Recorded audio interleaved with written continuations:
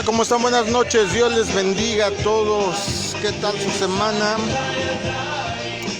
Espero que hayan dado pasos para cumplir sus sueños, sus metas, o por lo menos en la planeación de ellos. El Señor sabe lo que hay en el corazón de cada uno de nosotros y Él va abriéndonos puertas por el lado que quiere que tomemos. Así es que tú confía en lo que está haciendo Dios. No todos podemos servirle netamente como ministros, pero sí todos podemos destacar como buenos cristianos en cualquiera de las actividades, en cualquiera de las profesiones donde Él nos ponga. Es día viernes y damos gracias a Dios de que es viernes. Este es un programa totalmente en vivo de la comunidad cristiana Masada Dulam. Son 8:02 de la noche. Mi nombre es Israel Chapa, haciendo iglesia aquí en familia. Y Dalia Castro.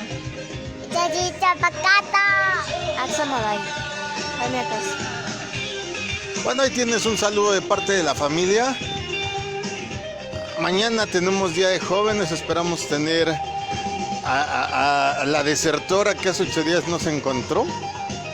Esperemos que sí, venga mi sobrina y nos visite, pero mientras aquí somos suficientes, no te preocupes.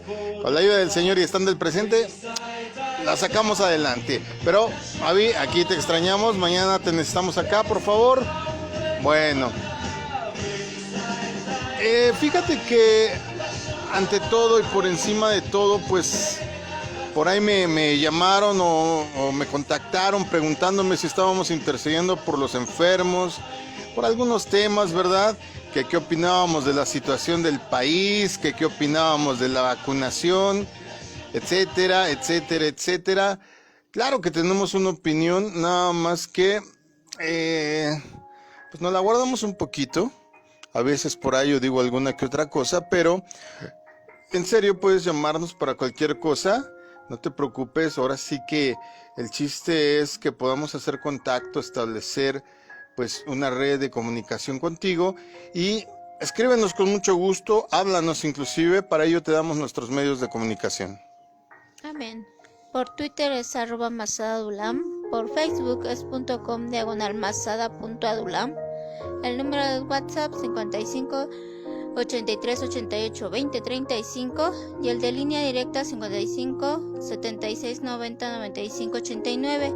El email es masadadulam@gmail.com y todo con minúscula, S en Masada en todas nuestras redes. Deja tus comentarios en YouTube, que es Israel Chapa, todo con mayúscula, una sola R. Oye, ¿sabe mi esposa que toma aire muy raro? Yo creo que hay que hacer ejercicios de respiración porque toma aire donde no hay comas o donde no hay final de frase, donde no hay punto. Esos maestros de literatura de español. Bueno, esperemos que tú por lo menos estés tratando de cultivar en esta época en donde pues estamos en nuestras casas algún tipo de curso, algún aprendizaje, un tutorial de algo que no sepas o de algo que a lo mejor quieres desarrollar, no sé, oratoria, como hablar en público. Hay muchos tutoriales de varias cosas y todos son muy buenos. Dice la palabra de Dios que el ser humano y sobre todo el Hijo de Dios siempre está abierto a no tomar la forma de el mundo, de la cultura, de la idiosincrasia. Y si muchos han hecho su nido en una sola cosa, su nicho ahí cómodo, pues nosotros por lo regular deberíamos de estar tratando de aprender, de romper los moldes y de siempre estar extendiéndonos para que en todas las más posibles áreas podamos llegar y con nuestro testimonio, con nuestro buen trabajo, con nuestra excelencia, con nuestra disciplina, hasta eso, aunque no lo creas, manifiesta que Dios está en nuestra vida. Un saludo a todos los que están. A ver, aquí veo una cosa. Me están escribiendo que mañana sí viene Abigail. Gracias a Dios. Con un colado. ¿Con un colado? Bueno. Está bien que venga con un colado, pero todos los que vienen tienen que hablar, Entonces, no hay problema. Aquí ya les aplicamos el oxímetro, el termómetro. Los bañamos todos con alcohol, con no sé qué más podríamos hacer. Los sanitizamos, dice Jania. Y luego un cerillo, no, creo que esa sanitización no nos toca a nosotros, le toca al Señor. Bueno, ya entrando en tema y hablando un poquito más serio, vamos a hablar de la ruptura del velo, que también es una de las cosas que nos han preguntado y tiene que ver precisamente con esta serie de programas que hemos estado hablando acerca de nuestro Señor Jesucristo. De hecho, esta serie se ha llamado, ¿verdad?, en todas estas semanas, Descubriendo al verdadero Jesús. Estamos casi por terminar. Entonces, pues vamos a hablar precisamente acerca de este tema y también un poquito de la eternidad que me han preguntado, aunque lo tocamos, ¿verdad? Cuando estuvimos hablando del Apocalipsis, cuando estuvimos hablando de las señales del tiempo del fin, cuando estuvimos hablando inclusive de escatología, estuvimos hablando de todo esto, pero siempre es bueno recordarlo, siempre es bueno pues reiterar la información obtenida, aprendida. Bueno, hablemos de la ruptura del velo. La ruptura del velo. Bueno, comienzo diciéndote que muchas cosas, ocurrieron al mismo tiempo, se registran en los evangelios cuando murió Cristo. Se abrieron las tumbas, pero hoy no vamos a hablar de eso. Eso tiene un significado bien especial, Ya lo tenemos reservado porque también nos hicieron esa pregunta en los programas del domingo de Biblia a Profundidad. Ahí la tenemos apartada, ese tema ya para ese día. Pero de lo que vamos a hablar hoy precisamente es de uno que al principio parece insignificante, pero que simbolizó algo sumamente importante y a veces no nos damos tanta cuenta de ello o no le damos la relevancia que tiene. Fíjate, Mateo 27 versos 50 y 51 dicen: entonces Jesús volvió a gritar con fuerza y entregó su espíritu. En ese momento la cortina del santuario del templo se rasgó en dos, de arriba abajo. Lo lees así y dices, bueno, sí, estuvo padre, hubo un temblor, se le abrieron los sepulcros, se rasgó el velo, pero ¿qué? Este suceso es tan importante que los tres evangelios llamados sinópticos, y sinópticos porque mencionan cosas que engloban la generalidad de ellos, en los tres se menciona. O sea, pocos eventos, unos toman una cosa, otros toman otra, pero en la generalidad más o menos se mencionan, pero este hecho lo registran los tres evangelios sinópticos, Mateo, Marcos y Lucas. ¿Cuál es el significado de esta ruptura del velo? Bueno, déjate platico un poquito. En el recinto del templo estaba dividido, tú sabes, dos alas. Ya estoy hablando en el interior del templo porque el patio es lo que conocemos, ¿verdad?, como los atrios. Estaban en la parte de afuera, solo rodeados por la muralla. Pero en el templo, ya propiamente en lo que era la construcción del templo, estaba dividido en dos alas. La exterior, que se llamaba lugar santo, y exterior me refiero a que no era la más importante, ya estaba adentro, pero no era la más importante, aunque todo tiene relevancia en la casa del Señor, llamado lugar santo. Es decir, ahí es donde se servían las cosas, se preparaban, donde la ofrenda se recibía. Varios sacerdotes tenían su servicio ahí, pero en la sala interior, que llamamos lugar santísimo porque así se registra desde el Éxito, es donde estaba precisamente situado este velo. Esta sala, ¿qué representaba? Me refiero al lugar santísimo. Representaba ni más ni menos que la presencia de Dios. Era un lugar tan sagrado que únicamente el sumo sacerdote podía entrar un solo día en el año para ofrecer expiación por sus pecados y por los de su pueblo.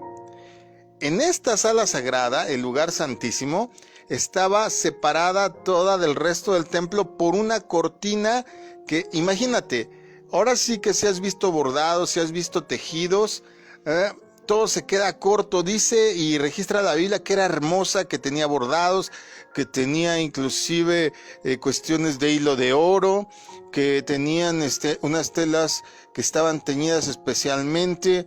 Wow, o sea, trata de imaginártelo. No voy a abundar ahora sí que en la artesanía como tal, pero según las descripciones judaicas del templo, fíjate, este dato es muy importante. Esta cortina era enorme, medía 9 metros de ancho.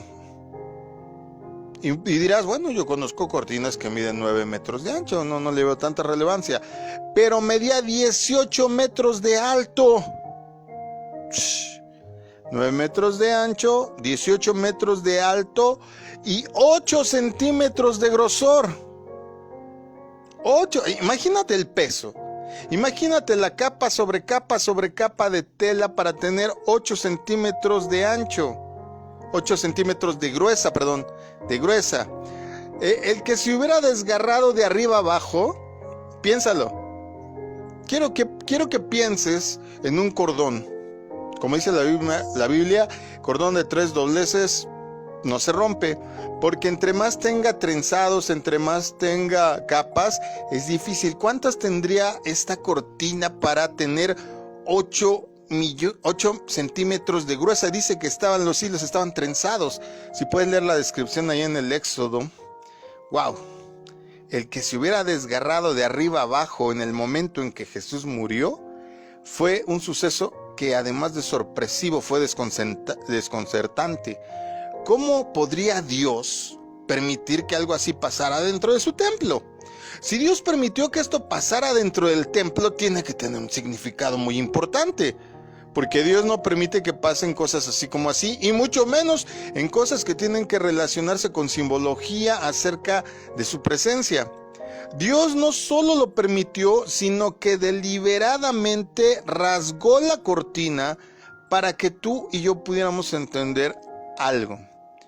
Que los pecados del hombre, que los que nos separan de él, ahora podrían ser perdonados por medio del sacrificio, por medio de la sangre derramada en la cruz. Isaías 59, verso 2 dice: Son las iniquidades de ustedes las que los separan de su Dios, a ocultar su rostro para no escuchar.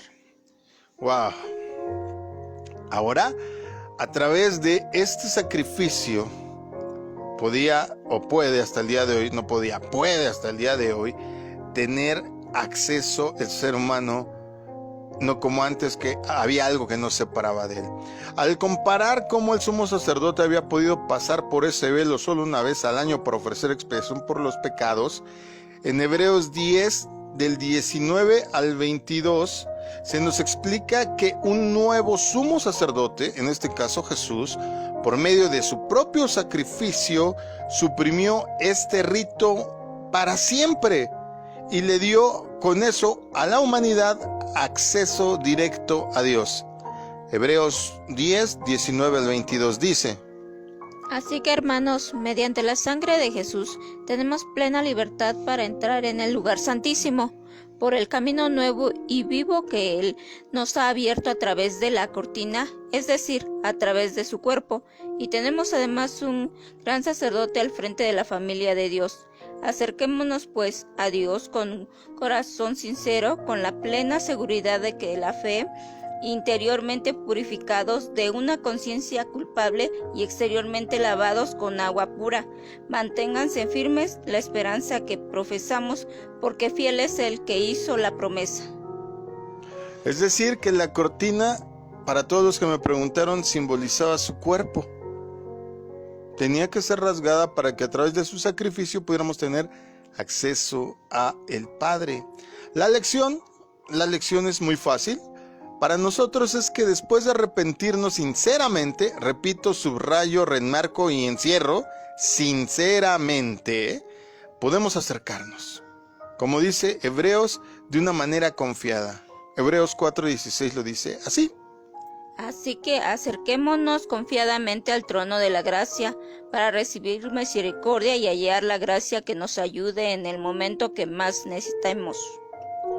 Debido al sacrificio de Cristo tenemos acceso directo al trono de nuestro Creador Todopoderoso, pero no se nos olvide, también todo misericordioso. Ojalá les quede claro. Yo siento que no hay necesidad de abundar más. Es una simbología muy fácil de entender, pero que a veces pasamos por alto. Hablemos entonces un poco más ahora sobre este asunto de la resurrección y cómo esta resurrección de Jesús hoy tiene ejercicio, pero también para la eternidad, y es lo que Dios quiere para nosotros. Es decir, en un acto supremo de sacrificio, que vamos a hablar de la cruz, Jesús dio su vida por toda la humanidad pero el sepulcro no podía retenerlo, fue resucitado a la vida eterna. Pregunta que me hicieron, ¿cómo Él es ahora? ¿Cómo será Jesús ahora? Bueno, no tenemos que preguntarnos mucho. El aspecto fue revelado a Juan desde el libro del Apocalipsis y ahí nos da una descripción muy detallada de cómo se ve Jesús hoy día. Apocalipsis 1, del 12 al 18 dice así: me volví para ver de quién era la voz que me hablaba, y al volverme vi 7 candelabros de oro. En medio de los candelabros estaba alguien semejante al Hijo del Hombre, vestido con una túnica que le llegaba hasta los pies y ceñido con una banda de oro a la altura del pecho. Su cabellera lucía blanca como la lana, como la nieve también, y sus ojos resplandecían como llama de fuego, sus pies parecían al bronce rojo vivo en un horno, y su voz era tan fuerte como el estruendo de una catarata. En su mano derecha tenía 7 estrellas, y de su boca salía una aguda espada de 2 filos. Su rostro era como el sol cuando brilla en todo su esplendor. Al verlo, caí a sus pies como muerto. Pero él, poniendo su mano derecha sobre mí, me dijo: no tengas miedo, yo soy el primero y el último, el que vive. Estuve muerto, pero ahora vivo por los siglos de los siglos. Entonces, Jesús ahora vive por siempre como un ser espiritual y eterno. Ya degustó la carne, ya vino, ya nos enseñó que con la carne, con venas, con carne, con huesos, con tentaciones, con pensamientos, con todo lo que implica ser un ser humano, se puede vencer a fin de tener un cuerpo glorificado, es decir, un cuerpo espiritual y eterno como el que se nos quiere dar a nosotros, un cuerpo eterno. En eso radica la transformación, la conversión de la naturaleza material a la naturaleza divina, de la vida bios a la vida zoe. Juan también nos dice que sus fieles seguidores en la resurrección serán como Él, y todo aquel que tiene la esperanza de ser como Él. Fíjate, Primera de Juan 3, versos 2 y 3 dice: Queridos hermanos, ahora somos hijos de Dios, pero todavía no se ha manifestado lo que habremos de ser. Sabemos, sin embargo, que cuando Cristo venga seremos semejantes a Él, porque lo veremos tal como Él es. Todo el que tiene esta esperanza en Cristo se purificará a sí mismo, así como Él es puro. Ok, entonces, resumamos. Jesús tiene esta apariencia, Jesús nos pone la muestra o se ha dejado ver cómo seremos, porque esta prefiguración de mostrarse nos da una idea de cómo seremos, porque finalmente nos las está ofreciendo a nosotros a través de la vida zoe, de la vida divina, de la vida eterna. Y entonces, ¿qué pasa en este mismo momento? Jesús ahora está sentado a la derecha de Dios Padre, como dice la primera carta de Pedro 3:22. Quien subió al cielo y tomó su lugar a la derecha de Dios, y a quien está sometido los ángeles, las autoridades y los poderes. También es la cabeza viviente y activa de la iglesia, como nos dice Colosenses 1:18. Él es la cabeza del cuerpo, el que es la iglesia. Él es el principio, el primogénito de la resurrección, para ser en todo el primero. Ahora, siendo Él el primogénito, está haciendo una labor hasta el día de hoy. Aún desde no nada más con el ejemplo de saber la historia, desde ofrecernos a través de la predicación del evangelio, sino además tiene, ¿cómo decirlo?, una labor eterna. En el copretérito, no sé si, bueno, a veces batallo demasiado con tratar de hacerme entender, pero el copretérito es un verbo que tiene una conjugación de que en el pasado fue hecho, pero es una labor, es un trabajo que se sigue realizando. Por eso me gusta el idioma español, porque el idioma español es riquísimo. El problema es que a veces nosotros nada más usamos 500 palabras de uso común cuando deberíamos de usar 5000, y es el mínimo para que pudiéramos darnos a entender correctamente. Si le sumamos ahora los smarts y las abreviaturas que hacen los chavos para no pasarse de 144 caracteres, pues bueno, ahí vemos por qué de repente se enojan porque los dejaron en visto. Pues yo cuando estoy así les pongo, pues primero aprende a escribir. Pero hablando de este trabajo, regresando al tema de lo que Jesús está haciendo como primogénito, escuchemos lo que dice Romanos 8:29. Porque a los que Dios conoció de antemano, también los predestinó a ser transformados según la imagen de su Hijo, para que Él sea el primogénito entre muchos hermanos. Es decir, constantemente sigue ayudando a traer a otros a la salvación. Es a través de su poder, a través de su nombre, a través de su ejemplo, a través de su enseñanza, nosotros solo lo presentamos. A veces yo veo muy afanado a los hermanos, a veces los veo muy meditativos, me dicen, no, es que yo no sé expresarme, es que yo soy antisocial. No te preocupes, no es tu labor, la tuya nada más es presentarlo. Dios va a hacer lo que tenga que hacer a través de las palabras que tú des. Ahora, fíjate bien en esta otra pregunta.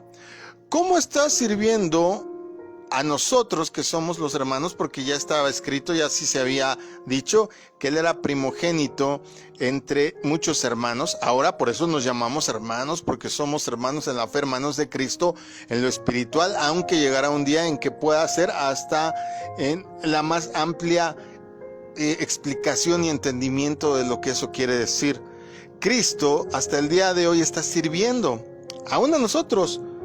Primera Timoteo 2, verso 5 dice: Porque hay un solo Dios y un solo mediador entre Dios y los hombres, Jesucristo hombre. Es decir, Jesús sigue ahí dando la cara por ti y por mí. La pregunta es, ¿cuántas veces haces que vaya a pedir disculpas al Padre? Que vaya a decir, Señor, perdónalo, Señor, mira mi sacrificio, Señor, mira la sangre de la cruz. Está bien, Él lo sabía, para eso lo hizo. Pero ¿cuántas veces con tu mala actitud, con tu indiferencia, con tu transgresión, estás obligando a que el Señor se pare por ti? Piénsale bien, piénsale bien. Uno de los principales temas del libro de Hebreos es mostrar cómo Cristo lleva, dije libro, ¿verdad? Carta a los Hebreos, es mostrar cómo Cristo lleva a cabo su sagrada misión como sacerdote, sumo sacerdote. Fíjate que el pecado, a veces me preguntaba por ahí, sobre todo un jovencito que no entiende bien este concepto del pecado porque ha leído una definición en un libro, su pastor le ha dado otro pastor ha escuchado otra, o ha escuchado en YouTube un montón de cosas. Ok, no te compliques. Pecado, para ti, Javier, te explico rápidamente. El pecado es la infracción de la ley. ¿Cuál ley? La de Dios. Así. Déjalo así de tajante. Pecado es faltar a la ley, es transgredir una ley, la ley de Dios. Primera de Juan 3:4 dice: Todo el que comete pecado quebranta la ley. De hecho, el pecado es transgresión de la ley. Ahí está. Más fácil que eso no hay. El pecado, esta transgresión, brincarnos las reglas, ¿cómo dice el dicho? Brincarnos las trancas. Hoy sí, hasta me sentí ganadero. Y nada más tengo 3 perros allá en el patio. Bueno, el pecado es el que ha causado un daño gravísimo a la humanidad. El pecado es lo que nos aparta de Dios, de acuerdo a Isaías 59, versos 1 y 2. La mano del Señor no es corta para salvar, ni es sordo su oído para oír. Son las iniquidades de ustedes las que los separan de su Dios. Son esos pecados los que lo llevan a ocultar su rostro para no escuchar. Wow, el que nosotros transgredamos nos aparta de Dios, nos va alejando, haz de cuenta que das pasos para atrás y amenaza nuestra recompensa eterna.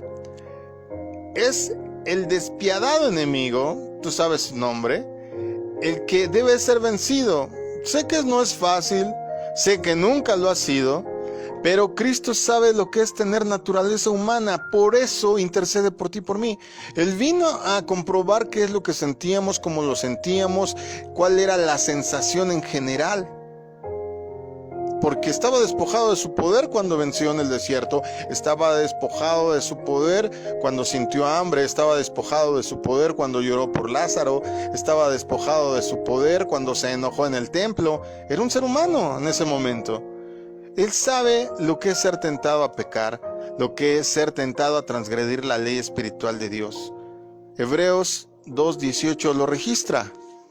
Por haber sufrido él mismo la tentación, puede socorrer a los que son tentados. Ahí tenemos. Debido a que Él sabe lo difícil a veces que se torna el ser humano, es que nos entiende. Y por eso tienes que estar seguro cada vez que oras, cada vez que verdadera y sinceramente te arrepientes, de que Él no te va a desechar. Pero tiene que haber un verdadero arrepentimiento. ¿Qué es el arrepentimiento? Cambiar de manera de pensar, pero también de vivir. De nada sirve que te arrepientas en tu cabezota y no dejes de hacer lo malo que estás haciendo. Cristo hizo todo lo necesario para vencer los impulsos de la carne, las tentaciones, el pecado, no los subestimó. ¿Cuántos de nosotros no a veces subestimamos la tentación, el pecado? Ay, no hay bronca, yo puedo estar en medio de la gente y no reírme de chistes colorados cuando empiezan ahí con sus dobles sentidos, con sus groserías. Cuidado, no hay que subestimarlo. Si no tienes la capacidad, ni te acerques. El pecado es pecado y el pecado no es feo. Contrario a lo que te digan, y a veces hasta en las escuelas dominicales a los niños se les enseña que el pecado es horroroso. Fuchi, fuchi, no lo agarres. La verdad es que el pecado es deleitoso, si no nadie lo agarraría. Para esto, ¿cómo es que él combatía esos impulsos? Oraba y ayunaba, pero lo primordial es que completamente y constantemente, cada día, dependía del Padre y buscaba su ayuda. Al no haber transgredido la ley de Dios ni siquiera una vez, Jesús condenó al pecado a estar restringido solo a la vida de la carne. No sé si me estoy dando a entender. Cuando tú mueras y cuando tú, si es que aceptaste el sacrificio de Jesús, ya tengas un cuerpo glorificado y te hayas esforzado en esta vida por obtener la vida Zoe, la vida eterna, entonces ya el pecado no te va a hacer pero ni cosquillas, ni siquiera te va a tentar, ni siquiera se va a querer acercar a ti.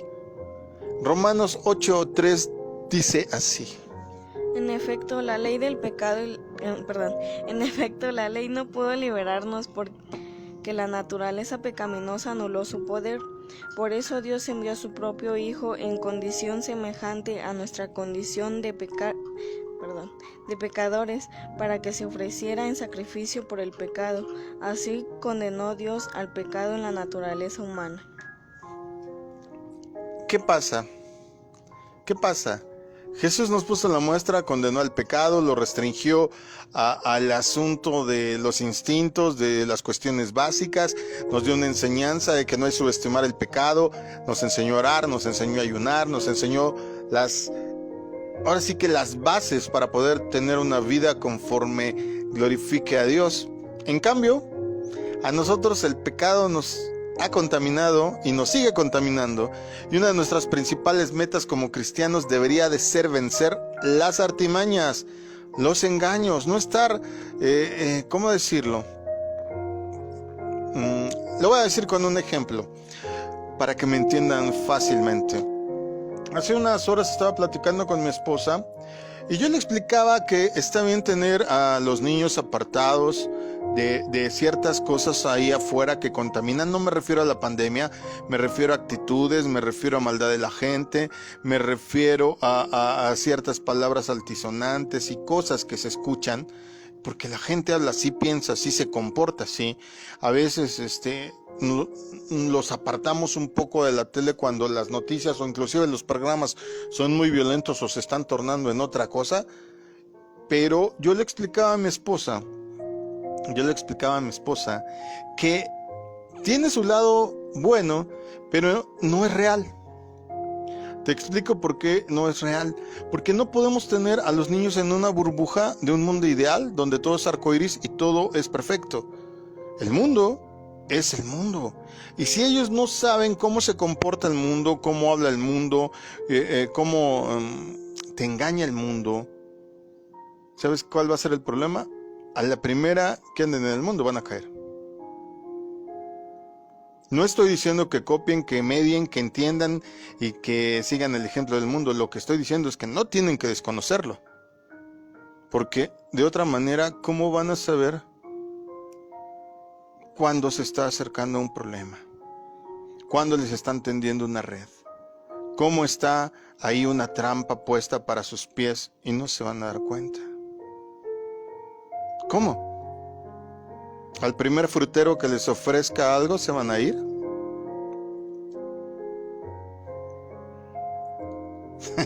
Chiste local.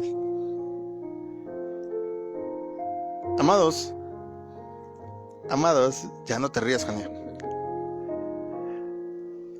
No podemos ignorar las artimañas. Ahora, una solución todavía más fuerte para poder vencer todas estas tentaciones que a veces el mundo nos ofrece es no estar alejados de nuestro Salvador. Juan 15:5, Evangelio de Juan capítulo 15 verso 5 dice: Yo soy la vid y ustedes son las ramas.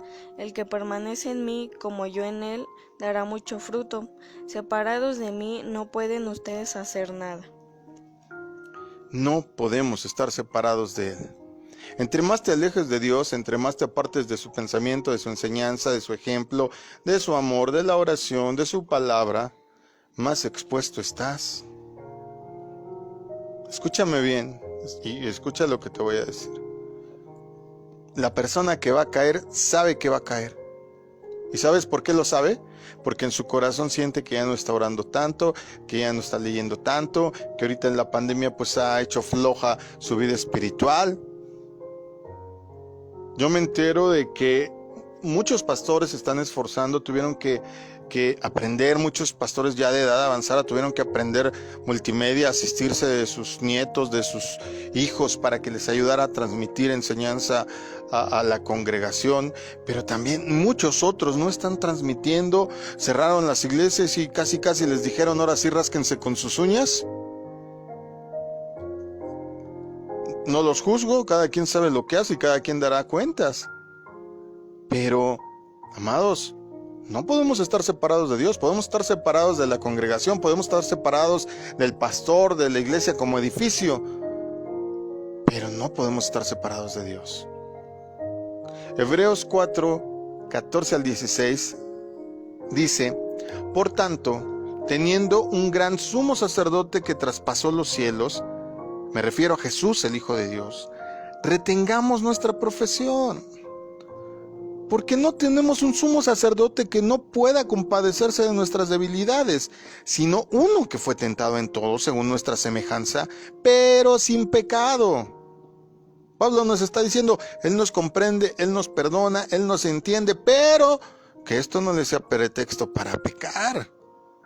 Termina diciendo, acerquémonos entonces confiadamente al trono de la gracia para alcanzar misericordia y hallar gracia para el oportuno socorro. Ya ven, ya me pegaron su dislexia. Cristo, amados, es el autor y defensor de nuestra salvación. Dice Hebreos 7:25, por lo cual también salvar perpetuamente a los que por él se acercan a Dios, viviendo siempre, esta parte, viviendo siempre para interceder. Viviendo siempre para interceder por ellos. Wow. Yo tenía un primo, bueno, tengo un primo, hace muchos años no lo veo, pero sé que está bien. Tengo un primo, es que yo luego tengo esa mala costumbre, ¿verdad? Siempre, ya me dice mi esposa, ¿siguen vivos? Sí, tienes razón, mal léxico, estoy empleando mal el idioma. Tengo un primo, si me escuchas, Fernando, un saludo. Pero fíjate que nosotros desde kinder íbamos en la misma escuela, en la primaria íbamos a la misma escuela, gracias a Dios nos separamos en la secundaria. Y digo, gracias a Dios porque, ¿qué crees? Que mi primo pues no era muy, ¿cómo decirlo de una manera amable por si me oye? No, la verdad es que él lo sabe, él era muy frágil, era muy... siempre era blanco del bullying, el bullying no es nuevo. Imagínate, los 3 años de kinder, luego los 6 años de primaria, 9 años lo tuve que estar defendiendo, le hacían algo, yo iba a ver al primo, iba a mi salón y siempre tenía que estarlo defendiendo y advirtiéndole a los chamacos que no se metieran con él. ¿Sabes qué es hacer eso por 9 años? Y yo ya me sentía, y créeme, yo ya me sentía cansado. A veces le decía, pues aprende a defenderte, aprende a contestar, aprende a tener un carácter más fuerte. Pero cuando leí esto de que Jesús siempre está viviendo para interceder por nosotros, digo, Wow, y yo me desesperé por 9 años. ¿Qué será una eternidad o desde el inicio de la humanidad que Él lo está haciendo? Porque gracias a Dios, cuando ya todo esto culmine en el reino milenial, ya los últimos que tengan que ser depurados serán depurados, y entonces sí, eternidad para los que queden. Wow. Y mientras, ¿cuántas veces hacemos que se pare del trono para decir: yo morí por él, yo morí por él? Perdónalo, Señor, no vea sus faltas, Señor. Sé que es medio baba, Señor, pero yo morí por él, yo di mi vida en el Calvario por él. Wow, yo cuando pienso en eso a veces me lo imagino muy gráficamente y me da hasta vergüenza, me da, no sé, me siento mal de decir: ay, Señor, cuando llego a fallar en algo, digo: ay, Señor, ya hice que te pararas otra vez. Cristo está a la derecha del Padre para presentarse ahora mismo por ti y por mí ante Dios, como lo registra Hebreos 9:24. Wow, Dios es bueno. Por medio del don del Espíritu de Dios, Jesús vive nuevamente. Ahora mismo está viviendo en sentido figurado dentro de ti. Y digo en sentido figurado porque sí, si bien Él fue el que te extendió el mensaje de salvación, a Él le invitaste a venir a tu vida.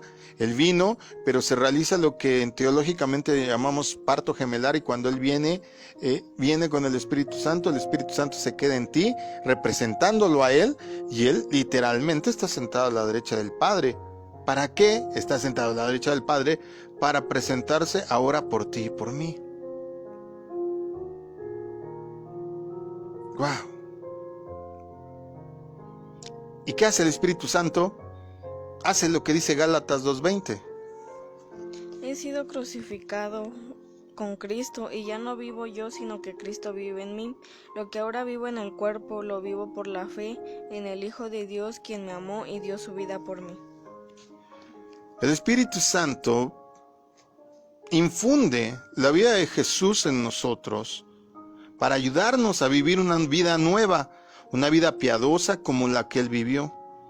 Así es que, amado, por medio de su sacrificio y viviendo nuevamente dentro de nosotros, es que podemos ser redimidos de toda iniquidad, ser purificados para Él como un pueblo propio, celoso y de buenas obras, como dice Tito 2:14. Él se entregó por nosotros para rescatarnos de toda maldad y purificar para sí un pueblo elegido, dedicado a hacerle el bien. Así es que no solo Él tiene vida eterna, Él nos ofrece vida eterna. Tenemos que hacer ciertas cosas. Por ahí yo escuchaba a alguien que me dice: no, estás mal, porque todo lo que Dios da es gratis, no pone condiciones. ¿Cómo no? Todo tiene reglamentación, si no, no habría 10 mandamientos. La Biblia dice que Dios, el Padre, le puso a todos límites en el libro de Job. Por ahí, aquellos que quieren andar como burros sin mecate son los que dicen: no, yo soy cristiano, yo hago lo que quiera, al fin Dios ya me perdonó. Pues qué barata su gracia, qué barato su perdón. Cuidado, no te dejes arrastrar por esas ideas. Estás fallando y estás haciendo que Dios, que Jesús, se pare cada vez que tiene que dar la cara por ti. Hace algunos años no he visto a mi primo, el que te platicaba, pero de las últimas veces que lo vi, él me decía: no sabes cuánto te agradezco que me hayas cuidado de pequeño. ¿Y sabes qué? Ese día me hizo llorar lo que me dijo. Y te digo una cosa, en el terremoto que hubo aquí en México en el 85, siempre su mamá me lo encargaba, su papá me lo encargaban: por favor cuídalo, por favor no dejes que le hagan daño. Y en el terremoto de 1985 aquí en la Ciudad de México, mi casa salió afectada. Mi casa tuvo que ser derrumbada, y en lo que veíamos que hacer nos organizábamos o pensábamos que su familia nos otorgó asilo. Estuvimos algunos meses con ellos y ahí vi que la protección que yo le di, que el amor que yo le di, pues siempre se regresa. Yo lo protegí, y en un momento en que pues prácticamente nos quedamos sin casa, su familia me protegió a mí, protegió a mis hermanos. Porque mi mamá se quedó en el DF a cuidar pues los trámites y a ver qué se hacía, y mi mamá pues como era jefa de manzana, pues ayudar a todas las personas que salieron afectadas a hacerle sus trámites. Ya después regresé yo y armé ahí en el campamento armé una cabaña, porque nos quedábamos ahí en la calle para cuidar, porque había gente que se metía en los predios no solo a robar, sino a querer decir, no, es que yo soy de aquí, para que pues le dieran casa, y algunas cosas que sabes que siempre pasan en las catástrofes. Pero la enseñanza aquí es que Cristo está ahí, tiene vida eterna, tenemos acceso a través de Él, de su sacrificio, de la cortina rasgada al Padre. Él se presenta cada vez que nosotros fallamos diciendo, Señor, yo morí por Él. Se levanta y le dice al Señor, aquí estoy, mi sangre fue derramada para su perdón. Y más allá, Él no solo está vivo, sino que nos quiere dar de esa vida, de la visión de Juan. Yo no me lo imagino. Imagínate, si te gustan los animes, estos cómics japoneses, y ves a los Saiyajin que se les prenden las mechas, no es nada, te las vas a tener blancas. Nada que güeras, nada que azules, blancas. Vas a resplandecer como el sol.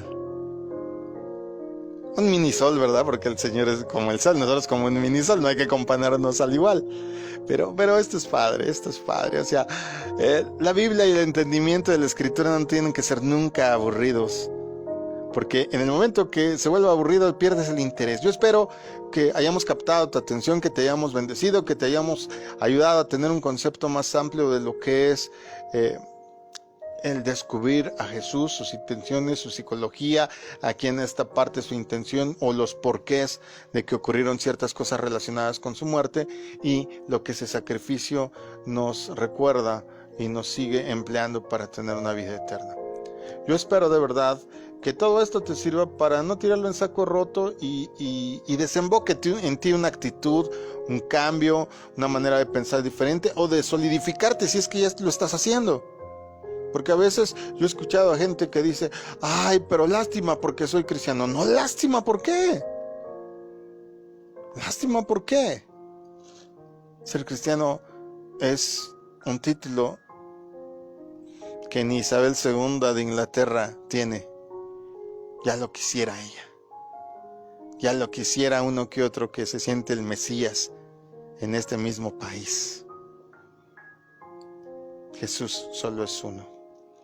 Él vino a dar vida Zoe, vida divina, vida eterna. La pregunta es, ¿aceptarás el regalo? Yo espero que sí. Y si ya lo aceptaste, cuídalo.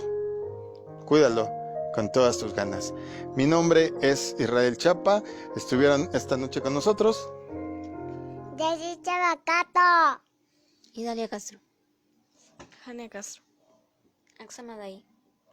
Bueno, es que bueno que nos acompañaste. Esperamos que cenes rico. Tómate un cafecito. Unos días muy fríos, pero ya va mejorando el clima. Disfruta tu noche. Todavía es temprano, son 9 de la noche. No, todavía ni las 9 son, ya acabé temprano. Son 15 minutos para las 9. Y si Dios quiere, tú lo deseas, quieres que tus chavos escuchen palabra de Dios de una manera ágil, que no los aburra. Bueno, mañana vamos a estar hablando de las 3 esferas del carácter. ¡Wow!